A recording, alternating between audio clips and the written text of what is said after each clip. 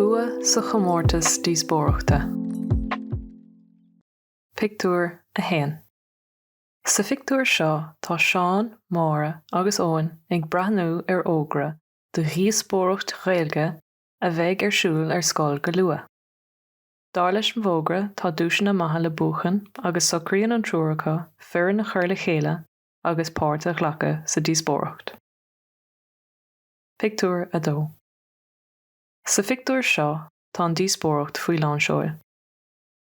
Feicimid scoilmhóire ag túir daig ar scoil fhadar, agus tá slua maith a láthair ag túir tacaíochta don dá éireann. Pictiúr a trí. Sa pictiúr seo tá Seán i mbun díospóireachta agus is é an rún atá áfléige ná ní léon leis i nán don tír seo. Tá Seán ag labhairt ar son an rúin agus is léir go bhfuil na moltóirí ag éisteacht go géir lena chuid argóntaí. Pictiúr a ceathair. Tar éis anchuid macnamh, fógraíonn an príomhbhultóir go bhfuil an díospóireacht buaite ag scoil fhadar. Déanann sé chomhgardas leis an bhfoireann agus tá glondar an domhan ortha, ní calla rá. Pictiúr a 5. Sa pictiúr seo brontar churann chomála seic €2,000 ar éireann scoil fhadar. Is folas go bhfuil siad iontach bródú lasta féin agus ansásta leis an dúis mhór seo.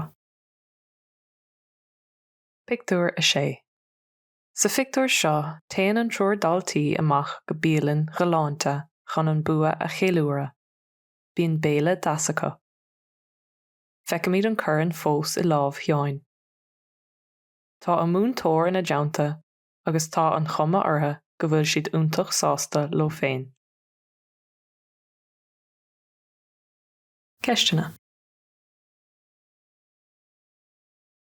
Cad é an rún atá áflé sa díospóireacht?